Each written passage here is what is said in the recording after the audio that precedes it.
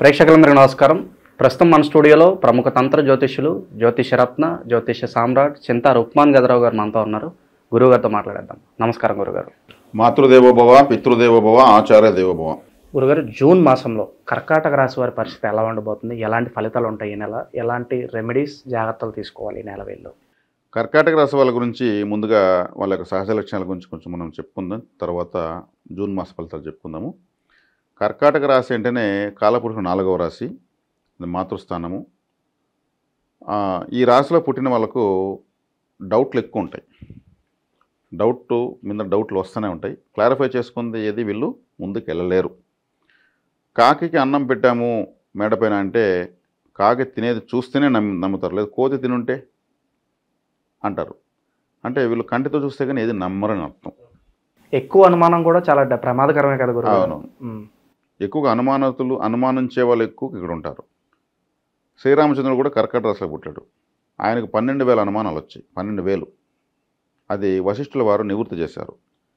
అందుకే అది శ్రీరాముడికి వచ్చినటువంటి సందేహ నివృత్తి వశిష్ఠ గీత.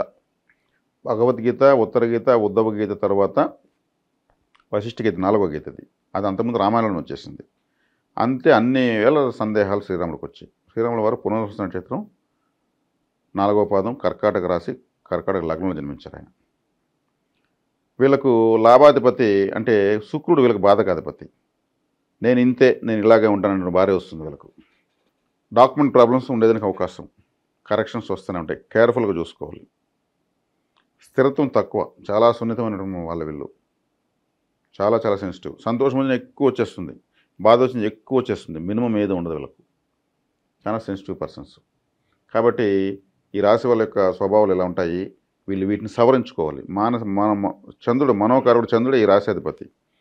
ఆ చంద్రుడు కానీ క్షీణ చంద్రుడుగా ఉంటే మానసికంగా చాలా బలహీనంగా ఉంటారు. చంద్రుడు పూర్ణచంద్రుడు అయితే మానసికంగా బలంగా ఉంటారు. చంద్రబలం చూసుకుని రాశాధిపతి స్థిరత్వం లేని ఏకైక గ్రహం చంద్రుడే. బలం బట్టి వీళ్ళ యొక్క ఇతర సిచ్యువేషన్స్ని సమన్వయం చేసుకోవాలి. తర్వాత వీళ్లకు జూన్ మాసం వ్యయస్థానంలో గురువు, ద్వితీయ స్థానంలో కేతువు, అష్టమ స్థానంలో రాహువు, భాగ్యస్థానంలో శని. ప్రధాన గ్రహాల గురించి మనం బేస్ చేసే చెప్తున్నాం. అంటే వ్యయంలో ఒక శుభగ్రహం ఉంది, ద్వితీయంలో ఒక పాపగ్రహం ఉంది, అష్టమంలో ఒక పాపగ్రహం ఉంది, భాగ్యంలో ఒక పాపగ్రహం ఉంది. అంటే అష్టమ స్థానం అంటే సడన్గా వచ్చేటువంటి అదృష్టము అష్టమ స్థానమే, సడన్గా వచ్చేటువంటి దురదృష్టము అష్టమ స్థానం. ఏదైనా సడన్గా జరిగేదంతా అష్టమ స్థానం. అది ఏదైనా కావచ్చు. రాత్రి హీరో అయిపోయినాడంటే అష్టమ స్థానంలో వల్లనే. రాత్రికి రాత్రి కోటాను కోట్లు కోల్పోయి రోడ్డును పడ్డాడంటే అష్టమ స్థానమే. సడన్గా జరిగే దుస్సంఘటనలు, ఆకస్మికమైన పనులన్నీ కూడా అష్టమ స్థానం. అక్కడ రాహు ఉన్నాడు. రాహు ఎట్లా అంటే ఆకస్మిక లాభాన్ని ఇస్తాడు, నష్టాన్ని రెండూ ఇస్తాడు. ఫస్ట్ లాభాన్ని ఇచ్చాడు, మళ్ళీ జీరో చేస్తాడు. ఫస్ట్ నష్టాన్ని ఇచ్చాడు, మళ్ళీ దాన్ని పూరిస్తాడు. ఇడైతే వీళ్ళు రెండూ చూస్తారు. రాహు మోసం ద్వారా జీవితం నేర్పించే గ్రహం అష్టమంలో ఉంది, అన్ఎక్స్పెక్టెడ్ ప్లేస్లో ఉంది. కాబట్టి ఈ రాహువుకి పరిష్కారంగా దుర్గామాతను ఎక్కువగా ఆరాధించాలి. అప్పుడు అతను నష్టాలు తగ్గిస్తాడు. గురువు వ్యయంలో ఉన్నాడు, బాగా చదువుతారు, బాగా గుర్తుపెట్టుకుంటారు, ఎక్కువసేపు మేలుకుంటారు, బ్రహ్మాండంగా ఉంటుంది. విద్యార్థులు అంటే వాళ్ళు ఎవరైనా కావచ్చు, నేర్చుకునే వాళ్ళు ఎవరైనా కావచ్చు. రాత్రి వచ్చిందంటే వీళ్ళకి ఆనందం, మేలుకొని ప్రశాంతంగా చదువుతారు. ఎందుకంటే పడుకునే బెడ్ 12వ స్థానమే.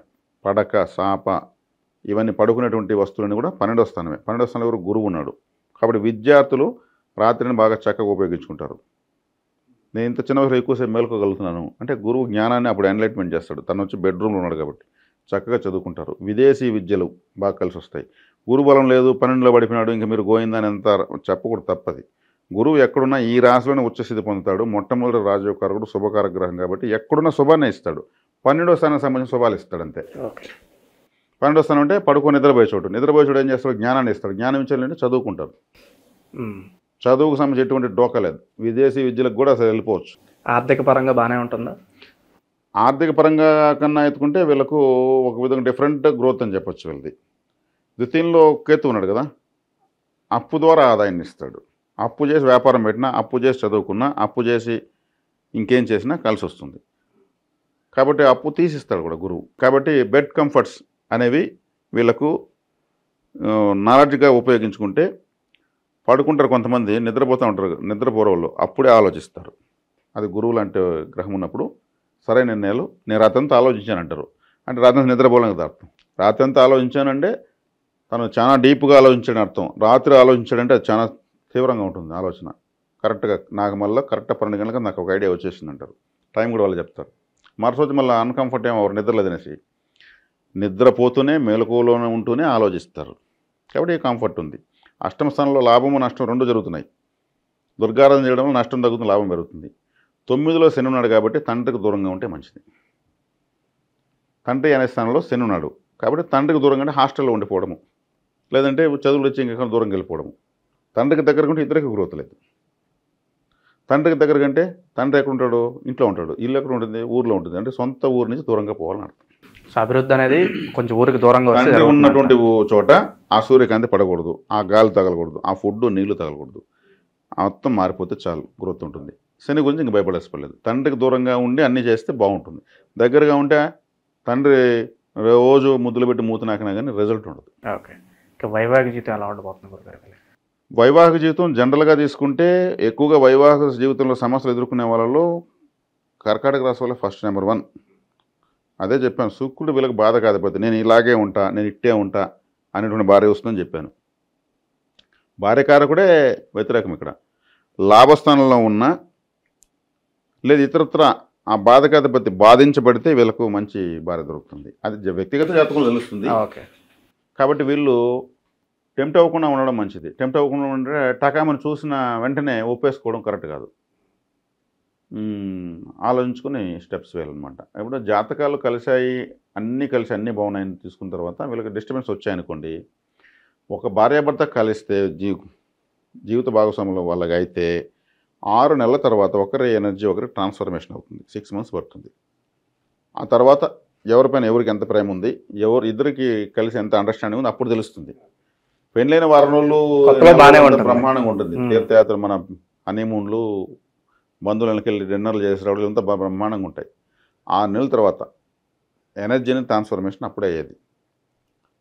ఇది కర్కాటక రాశి వాళ్ళకి చాలా వ్యతిరేకంగా ఉంటుంది. శుక్రుడే బాధకాధిపతి కాబట్టి దీనికి వ్యక్తిగత జాతకం చూపించుకుంటే అప్పుడు పరిహారాలు చెప్పచ్చు. వాళ్ళు పుట్టినప్పుడు ఎలా ఉన్నాడు శుక్రుడు చూడాలి కదా. నేను బాగలేదన్నాను, ఒక వ్యక్తికి లాభంలో ఉంటాడు శుక్రుడు, సూపర్గా ఉంటుంది, భార్య వచ్చినాక డెవలప్ అవుతాడు. బాధకాధిపతి లాభంలో ఉన్నాడు అంటే బాధించకుండా సంతోషపెడతాను అర్థం. కానీ అప్పుడు అటు చూసి చెప్పచ్చు. జనరల్ చార్ట్ తీసుకుంటే శుక్రుడు వ్యతిరేకం. ఇక భూమికి సంబంధించిన వ్యవహారాలు ఎలా ఉండబోతున్నాయి గురుగారు? భూ సంబంధ వ్యవహారాలు వీళ్ళు కొంచెం కన్ఫ్యూజన్గా ఉంటాయి. పరిహారం చేసుకుంటే బాగుంటాయి. ఎందుకంటే కుజుడు ఈ రాశిలో నీచబడతాడు. భూకారకుడు కుజుడు ఇప్పుడు అన్కంఫర్ట్లోనే ఉన్నాడు వీళ్ళకు ఆగస్టు వరకు. ఆగస్టు తర్వాత బాగుంటాయి. ఇక ఉద్యోగస్తులు ట్రాన్స్ఫర్లు ఎక్స్పెక్ట్ చేస్తారు, ప్రమోషన్లు ఎక్స్పెక్ట్ చేస్తారు. వాళ్ళు ఆశించిన ఫలితాలు ఉంటాయంటారు ఉద్యోగస్తులకు?